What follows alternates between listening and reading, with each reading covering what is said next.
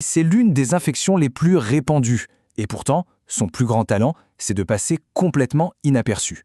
Aujourd'hui, on va s'intéresser à la vie secrète de la chlamydia. Alors imaginez un instant, un envahisseur qui n'a pas besoin de forcer la porte. Non, lui, il s'installe tranquillement à l'intérieur de nos propres cellules et les transforme en de véritables usines à clones. C'est exactement cette stratégie, au cœur de notre sujet, qui est fascinante. Alors voilà le programme pour décortiquer ce micro-organisme.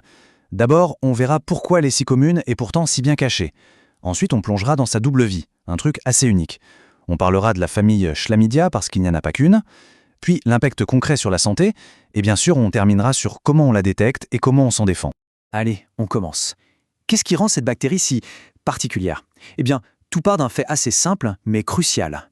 Elle est incapable de vivre toute seule. Oui, contrairement à plein d'autres bactéries qui se débrouillent très bien seules, la chlamydia, elle, est totalement dépendante de son hôte. C'est simple, pour survivre, elle doit pirater nos cellules. C'est ce qu'on appelle un parasite intracellulaire obligatoire. Sans nos cellules, elle ne peut rien faire. Et il faut croire que cette stratégie de parasite, ça marche. Ça marche même très très bien. Pour preuve, l'une des espèces, la fameuse Chlamydia trachomatis, est tout simplement la cause bactérienne numéro 1 des infections sexuellement transmissibles dans le monde. Ok, mais alors comment une bactérie si dépendante peut être aussi efficace? Le secret, en fait, c'est sa double vie. Elle a un cycle de développement complètement unique qui lui permet de jouer sur deux tableaux. D'un côté, l'espion super discret, et de l'autre, l'usine de production massive. Voilà, c'est ça, ces deux visages. On a d'un côté le corps élémentaire, qu'on peut voir comme l'espion.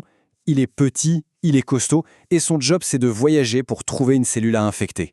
Mais une fois qu'il est à l'intérieur, attention, il se métamorphose. Il devient le corps réticulé, et là, c'est l'usine.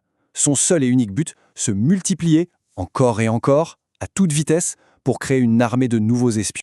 Et ce cycle d'invasion, franchement, c'est un modèle d'efficacité. D'abord, l'espion s'accroche à la cellule. Hop, la cellule l'avale sans se méfier. À l'intérieur, il se transforme en usine.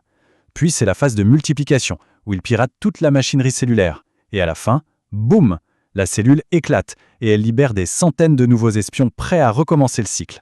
La cellule hôte, elle, est sacrifiée dans le processus.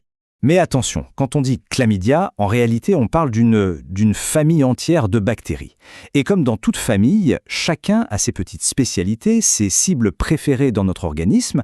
Alors qui sont les principaux suspects? On a d'abord la plus connue, la star si on peut dire, Chlamydia trachomatis.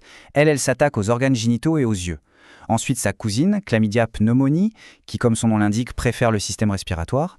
Et enfin, on a Chlamydia psittaci. C'est un cas un peu spécial, c'est une zoonose. En gros, elle passe des oiseaux à l'humain et peut provoquer ce qu'on appelle la fièvre du perroquet. Bon, maintenant qu'on a vu qui elles sont et comment elles opèrent, concrètement, qu'est-ce qui se passe quand la plus fréquente d'entre elles, Trachomatis, s'installe? Au début, l'infection ne se présente pas de la même façon partout.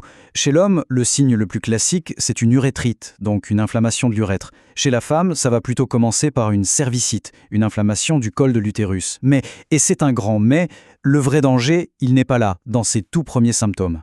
Et voilà, on arrive au point le plus critique. Le problème, c'est que très souvent, cette infection est totalement silencieuse, surtout chez les femmes. Elle peut remonter comme ça, discrètement dans l'appareil génital, sans le moindre signe d'alerte, et faire des dégâts considérables, irréversibles, dans le plus grand des secrets. Et ce silence, il a des conséquences qui peuvent être dramatiques.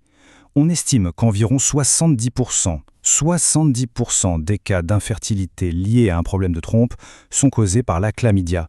C'est juste énorme pour une infection dont la plupart des gens ignorent même l'existence.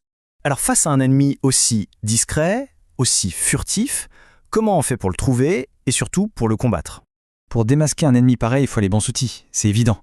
Et ce graphique, il montre bien à quel point on a progressé. Les anciennes méthodes, comme la culture, étaient peu sensibles. On passait à côté de beaucoup trop de cas. Mais aujourd'hui, on a les tests PCR. Eux, ils vont chercher directement l'ADN de la bactérie. Et là, en termes de sensibilité et de fiabilité, c'est le jour et la nuit. Oui, cette fameuse technologie PCR, c'est vraiment elle qui a changé la donne. La précision est incroyable. On peut trouver la bactérie avec une fiabilité extrême, même sur un simple échantillon d'urine. Forcément, ça rend le dépistage beaucoup plus simple et efficace pour tout le monde. Heureusement, il y a une très bonne nouvelle dans tout ça, c'est qu'une fois qu'on l'a détectée, cette bactérie se traite très bien. Il existe des familles d'antibiotiques, comme les tétracyclines ou les macrolides, qui sont très efficaces pour s'en débarrasser. Le traitement est souvent simple et rapide. Au final, on revient toujours à ça. La plus grande force de la chlamydia, c'est vraiment son silence. Et ça nous amène à une question essentielle. Si l'ennemi est invisible, la meilleure défense n'est-elle pas simplement d'être au courant, de savoir qu'il existe? Peut-être que le meilleur bouclier, finalement, c'est la connaissance et la sensibilisation.